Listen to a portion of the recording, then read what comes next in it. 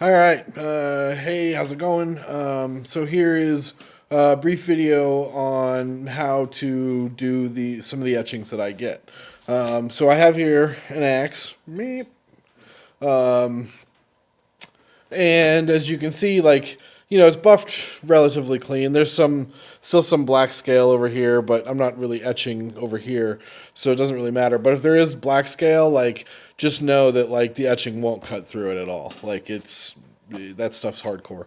So I'm going to be etching on this a rune, kind of, done so that it kind of looks like it's sticks or branches to form the shape of the rune. First thing you want to do is really clean the axe with alcohol. As you can see, there's some spots here. There's probably some fingerprints, so you want to get that crap off. So I'm gonna do that really quick, and I'll be right back. All right, so I got this all clean, as you can see. Little bit. There's some scale right there, and there's some scale there, but I'm not etching there, so it doesn't really matter too much. But like I said, I just used some alcohol and shop towel. I like to wear gloves when I do it, so I'm not just re-putting fingerprints on them again. Yeah, so that's just a tip, whatever. But yeah, so now I'm going to tape this. I'm going to use some painter's tape. Just some blue painter's tape. So I'm going to put a piece of tape. Now the etching I'm doing on this is a reverse etching, which means that instead of the rune going into the axe, the rune's going to pop out. And so that means that I'll put a piece of tape on here, draw the rune on that I want to do, and then I'll cut it out and remove all the tape except for the taped rune, which I'll show you here in a second. And then I'm going to etch literally everything else other than what's under the resist, which happens to be tape. So hold on one second. All right, so we've got the tape on there, just pieces of tape, and then as you can kind of see, I drew on the rune that I want to cut out essentially. So now I'm going to cut that out, and we'll go from there. Okay, so now we're at this point where we've got the rune cut out, and literally I'm going to etch pretty much the entire surface. Even but of course the concentration of the etching will be around the taped off part, so that it eats in around this, but this will begin to pop out. So I'm gonna get the etching stuff set up, and we'll be back. All right, so now we're at the part where we start the etching. So here's this is my battery charger. As you can see, it's kind of an old one, not 70s old, but it's definitely not new. And the reason for this is because some these car battery chargers actually have a fault, like a safety fault in them. Whereas if they detect they detect a ground fault, they shut down. Now I know you can get into those battery chargers and disconnect whatever that ground fault thing is. Or you can try to find an old battery charger that is that doesn't have that. I kind of looked out. I had this one laying around from years ago, and it just happened to work. I've also seen guys use tattoo power supplies for their etching. I've seen guys use all sorts of different stuff. And if you look on the web or YouTube, you can definitely see a lot of different people using different things. My buddy Nick he's another knife maker out of Texas. I know he uses an old tattoo battery supply for his etching. So as you can see, we've got the axe head with the positive hooked up to the axe. That's important. It will not etch right if you hook the negative up. And then the negative, got a couple cotton balls wadded up tight and stuck in there. And then we've got our mixture, which is just salinated water, but like put a lot of salt in there. Like don't figure out like kind of the more salt the better. I usually do like, you know, a third of the bowl or at least a quarter, if not a third of the bowl full of salt, and then hot water. And the reason why I use hot water because it dissolves the salt easier. That's the only reason. The water will get nasty and black and whatnot, especially like I've got this battery charger set to manual, 12 volts, and engine start. So it's literally putting out the highest amount of amperage that it can because it'll etch faster. Some guys only put it on like 2 amp, or they put it on, you know, like a lower setting, you know, and I've played around with that a little bit, but for me and what I'm doing, it works the best just to have it like on the highest output. So whatever. So what'll happen is, you know, you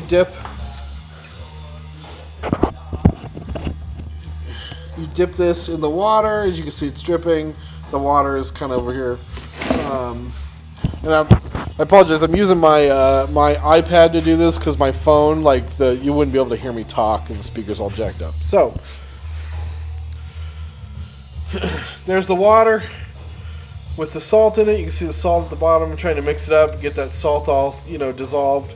And there's the cotton ball, and then right there is Mr. Axe Head with the positive terminal hooked up to it. Now, what'll happen is you start turn your power on, and you start dipping or touching that cotton ball to the metal.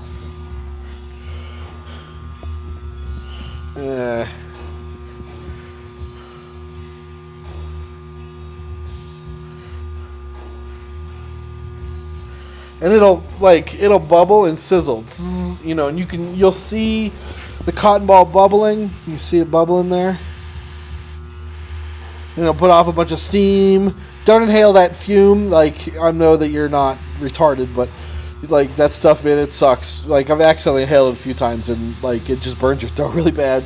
You know, burning salt and metal, probably not good to inhale. And then, like, as you see, I'm concentrating more around where, like, the actual tape or the actual resist is, because I want that deeper. But as far as, like, the rest of it, I want it a little bit etched because it'll hold that black or the jacks better if it's not as shiny and smooth.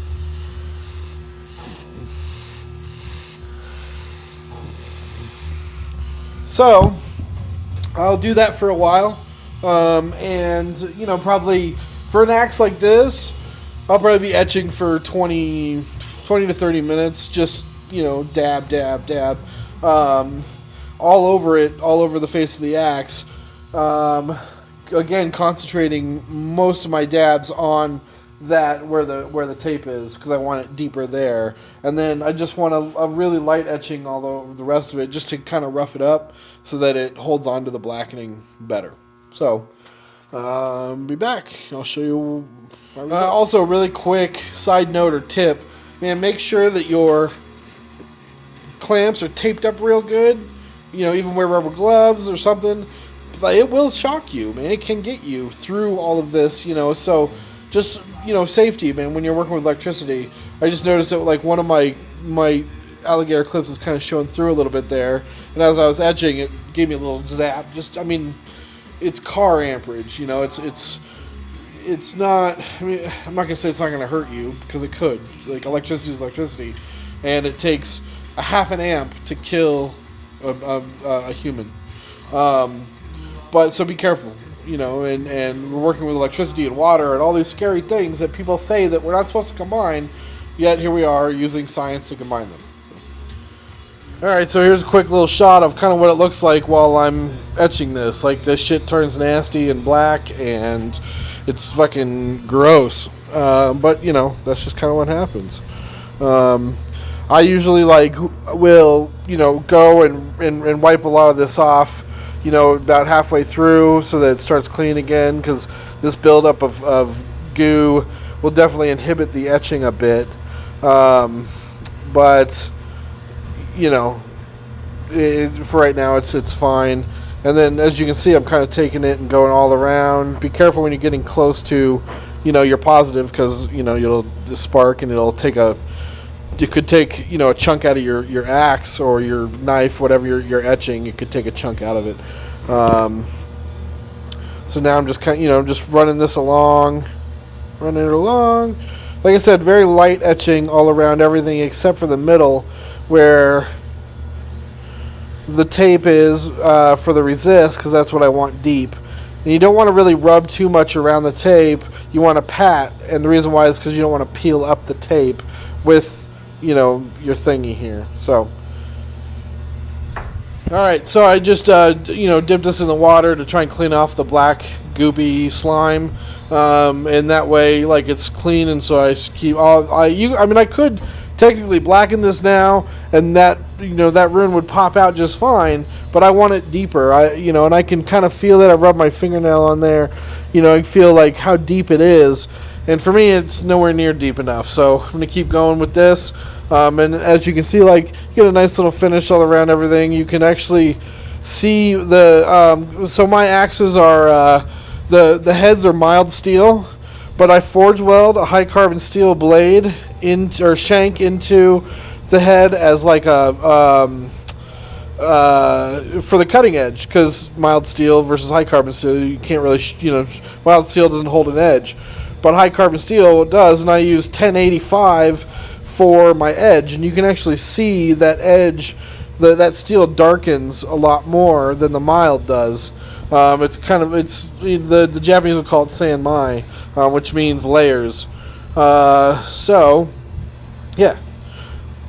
All right. So another tip I just thought of was, and I apologize. Like, I do this so much, and I'm kind of just figuring out what to show you and whatnot. But so another tip I just thought of was I use I try and keep the piece propped up off the ground or off the table, and the reason why is because the water will flow underneath it and puddle, and it'll start etching things where you don't want it etched on the other side. So as you can see, the axe, where is it? There it is. The axe is actually propped up. There's a wood block right here, and then it's kind of propped up on this on my leatherworking block as well. So it's just like the corner here, and then the corner down here is propped up, and that way when the shit puddles underneath it, it's not accidentally etching shit under there because it's just sitting in a puddle of gross water and fucking up the other side, and you're not even realizing it. So, little pro tip.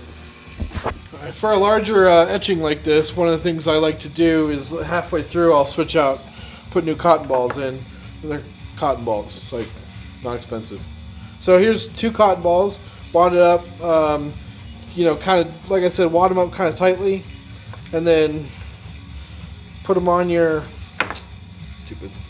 your negative alligator clip there, so that they're sticking out nice. Right, and then dip them in your water and keep going. But yeah, the like something inside, like the cotton balls start getting all hard, and whatnot, and they just don't etch as well. Especially when you're doing a piece like this where there's a lot of area that you're etching. If you're doing something small, like especially like a non-relief etching where you're doing it like where the etching's going in, you probably won't need to change anything because you're not etching nearly as much metal as I am at this moment. So. All right, folks. So let me just show you what we got here. So we've etched the whole thing. The tape is still on there, and the reason why the tape is still on there is because I'm going to do the blackening on it. I tend to use 2 different things when I do blackening. First thing I use is your typical like permablue, like a gun bluing, which works well. This is a paste, which is nice for like, this works really good for like smaller normal etchings where it's going into the steel. But what I'm doing with this one is where the etching is actually like the entire thing, and this rune will pop up out of the steel. And what works better for that is a chemical called Jax. Now I have my Jax nickel and steel darkener in this spray bottle here. However, it usually comes in a white bottle. It says Jax on it, and I unfortunately don't have the bottle. I because I put it in the spray bottle and I threw it away. So, but look up Jax nickel, iron, and steel darkener. Jax makes a bunch of different products for like doing different patinas and metal on different metals, brass, copper, silver, or, whatever you have. And so if you're looking for that, the one I'm using is Jax nickel, iron, and steel darkener.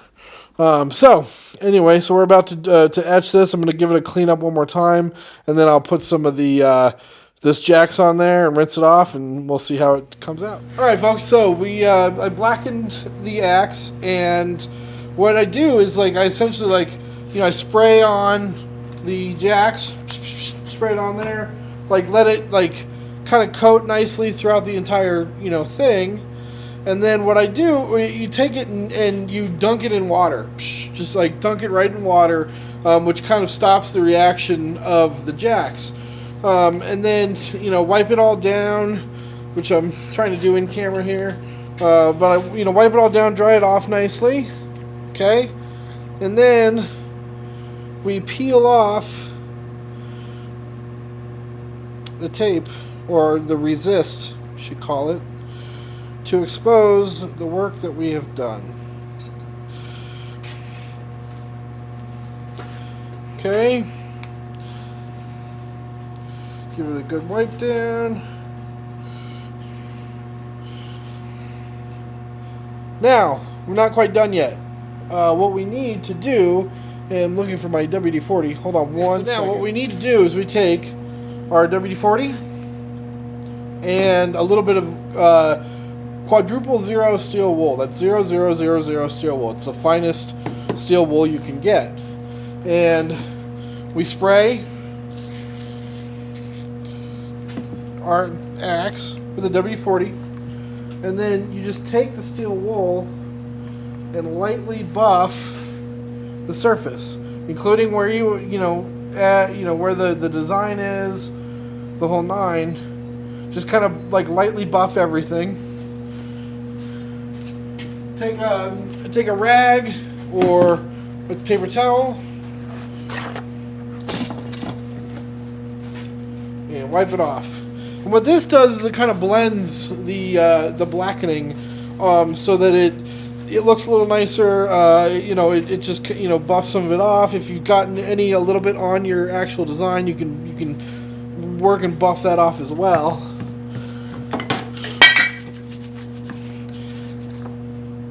So there we go. You can see nice blackening everywhere. You've got this, and this actually, it's I don't know if I can show you that, but you can see this actually pops out. I can clip that with my fingernail. So this rune actually it pops out by a couple microns, which people like, and actually I was asked do you just lay the resist down and then use the blackener and you could do that, but the problem is that this blackener is just a finish. It's a patina, and it could wear off, as we see it wear off of guns, as we see it wear off of any steel that's blackened. So with having this popped up here, with having this raised, that'll never go away. And we could, if we wanted to, we could re-blacken this and then use something to buff it off of the design and redo this finish again. So there you go. You can see it turned out nicely, and it kind of looks, I don't know, I like the fact that it's not super even, that it's, and you could work hard on getting it really this really even finish, but I like it to look aged, and I like it to look kind of rustic and not even. It's kind of one of the things that I've built my art off of, the things I create, is that they are flawed. They are handmade. These things are, the machine did not stamp this axe out for me. I forged this axe. And you can see some minor, just some minor things that signify that this was not made in a machine. It's not perfectly shaped. It's not perfectly, there's, a little divot right there, or a little piece, whatever. There's lots of little things Look, there's even, you know, some. I'll probably actually try and fix that a little bit, but they're like the finish didn't set very well right there in these two little spots. Um, that could have been a number of reasons. It could have been just a spot of dirt or oil or grease or something just sitting there really finely that I didn't realize was there when I etched it. So I'll, you know, try and fix that. But you know, that's what we got here. So let me know if you have any questions. Feel free to message me, and yeah, have a great day.